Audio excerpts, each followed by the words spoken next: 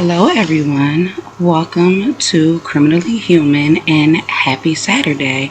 I am your host, and I truly appreciate you tuning in with me tonight. Before we dive in, I want to give a huge thank you for all of the support. Criminally Human is growing, and it's all because of you. Now, let me say this this Idaho 4 case has people going absolutely insane. I have been accused of being, I'm sorry, y'all. I have been accused of being Bryan Kohberger himself and also Steve Goncalves. I swear I cannot make this up. For the people who keep telling me to move on from this story, listen, I can come on here and I can talk about a fish. I can talk about a pair of sneakers. I can talk about a piece of gum on the ground. I can talk about a paper clip. I can talk about a horse, a bird, a butterfly on a flower, a rock. I can talk about lizards or even a snotty tissue. Do you know why? You want to know why? Because this channel is mine. If you don't like the title, then you don't have to watch the video, and it's as simple as that. Now that we've got that out the way, whether I use my actual voice or an AI voice, the message is still the same, clear, direct, and about exposing the truth. And with that being said, let's get into the video. Let's get it, y'all. Let's go. Welcome back to Criminally Human, where behind every headline is a person, a story, and a tragedy that didn't have to happen. But tonight, this isn't just another headline. This is a pattern that stretches across states, across years, and across lives cut short in the dead of night. We've been told the story is simple. There were 4 students murdered in Moscow, Idaho. A suspect arrested. A guilty plea. Justice served. Case closed. But when you go deeper, deeper than the press conferences, deeper than the courtroom soundbites, deeper than the neat narrative that ties everything up with a pretty little ribbon, you see something far darker. Because scattered through Washington, Oregon, and Idaho are cases that look hauntingly familiar. The same dates, the same methods, the same silence in the night. And suddenly the question isn't just about Bryan Kohberger. It's about whether he acted alone, or whether he's the convenient scapegoat for something much bigger, something still lurking out there in the shadows. So tonight we line up the facts. We trace the dates. We revisit the victims. And we ask the question no one else seems willing to. Was Bryan Kohberger framed, and is a serial predator still free to kill again? The story begins on November 13, 2022, in Moscow, Idaho, a quiet college town of just 25,000 people. The kind of place where neighbors still borrow sugar from each other, where college kids spill out of coffee shops, and where the police blotter is more likely to report noise complaints than brutal crimes. But that night changed everything. Kaylee Goncalves, Madison Mogan, Xana Kernadal, and Ethan Chapin were brutally stabbed to death in their off-campus rental home. The attack was so vicious that first responders reportedly had to pause before processing what they were seeing. The scene was chaos. Multiple victims, multiple rooms, and a weapon that was never found. For weeks there were no answers. Police struggled with their messaging, telling the public this was a targeted attack, but never clarifying who the target was. Was it Kaylee? Was it the house itself? Or was the whole group marked that night? Students left town in droves.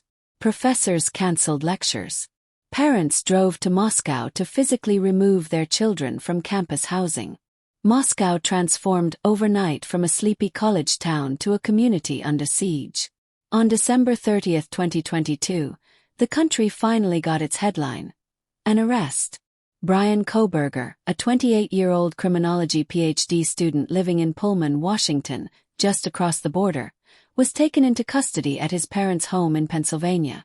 Police said his white Hyundai Elantra had been seen circling the neighborhood near King Road the night of the murders. They said DNA found on a knife sheath left in one of the bedrooms matched his profile.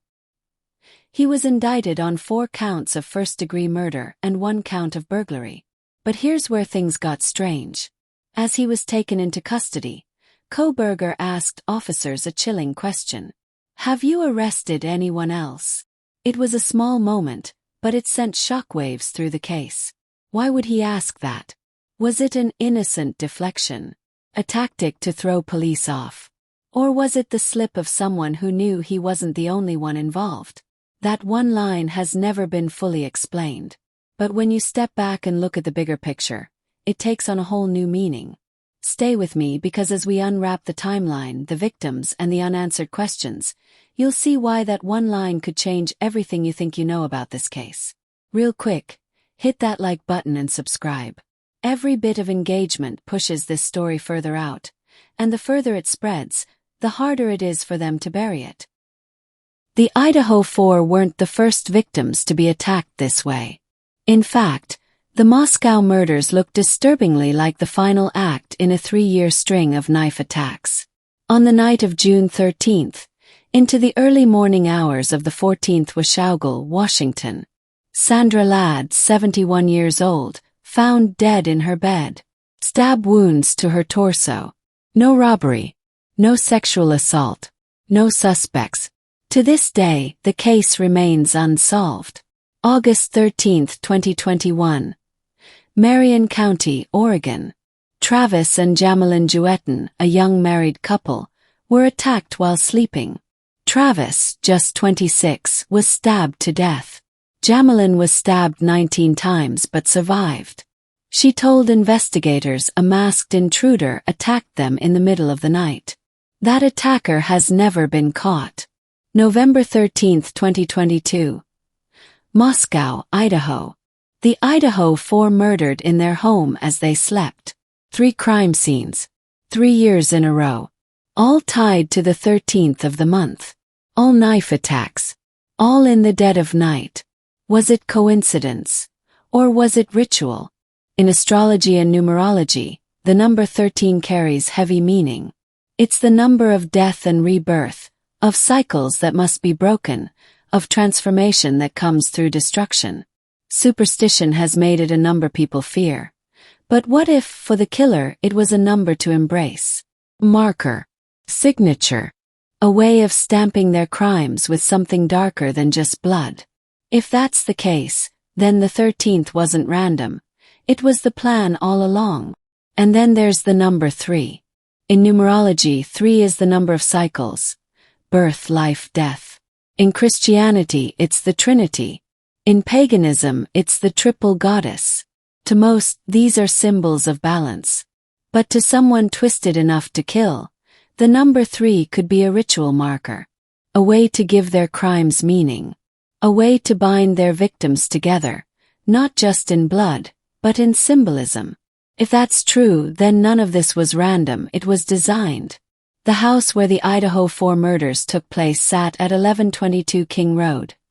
An address that, on the surface, looks like just another number. But in numerology, 1122 carries a weight that some might interpret as anything but ordinary. The number 1 is tied to new beginnings, leadership, and independence, while the number 2 represents duality, balance, partnership, and opposition. Together, 11 and 22 are known as master numbers, considered powerful, highly spiritual, and sometimes unstable energies. The number 11 is associated with intuition, illumination, and vision, but also obsession and mental strain. The number 22, often called the Master Builder, is connected to power, legacy, and constructing something meant to last. Combined, 1122 represents a fusion of extreme intuition and extreme control, the perfect storm of thought and execution. To a disturbed or ritualistic mind, that combination could symbolize fate itself. And the symbolism doesn't end there. In occult traditions, repeating master numbers like 11 and 22 are thought to amplify energy, making 1122 appear even more significant. Add 11 and 22 together, and you get 33. Another master number known as the Master Teacher, tied to sacrifice, suffering, and martyrdom. Some see 33 as the number of ultimate lessons, carried out through pain. Even the street name, King Road, could appeal to someone obsessed with domination, power, or control. Put together, the address of this crime scene reads less like coincidence and more like a stage set for something dark, a place where intuition, obsession, power, and sacrifice collided. Even the addresses seem to whisper a pattern. Sandra Ladd lived at 1903 41st Street in Washougal, Washington. Add those numbers together and you get 13, the very date she was murdered, June 13th into the 14th. The street itself, 41st, reduces to 5 in numerology, a number tied to conflict, instability, and chaos, a haunting reflection of the violent end she met.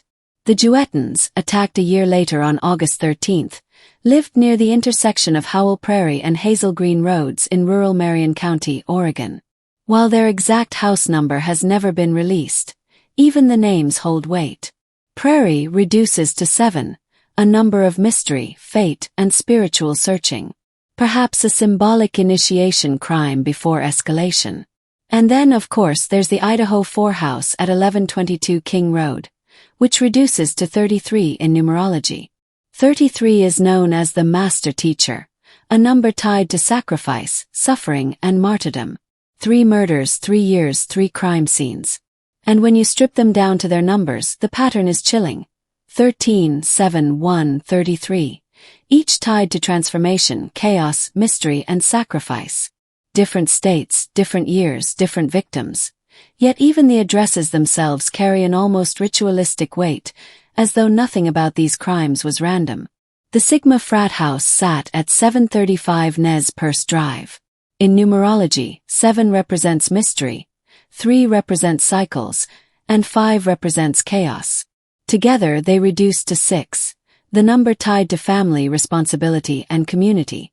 But on its darker side, 6 symbolizes betrayal of trust, the corruption of bonds that should feel safe.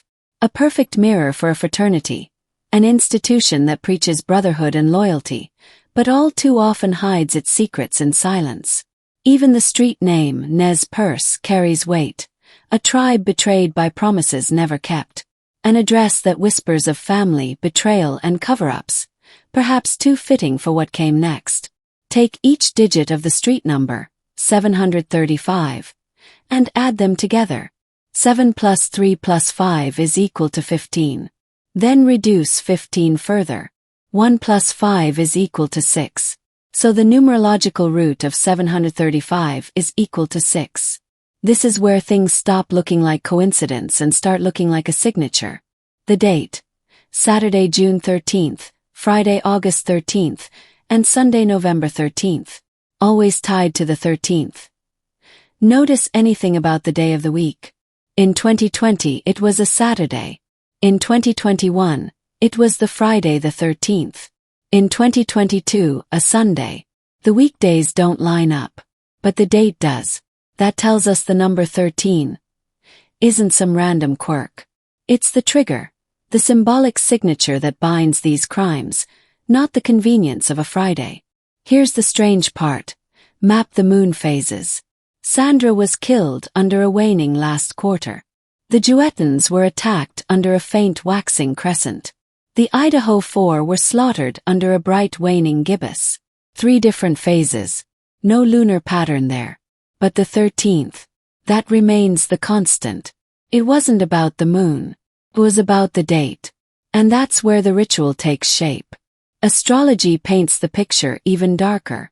On June 13, 2020, the sun sat in Gemini, the sign of duality and double lives. On August 13, 2021, Leo ruled the skies. Pride, ego, domination. And on November 13, 2022, the sun was in Scorpio.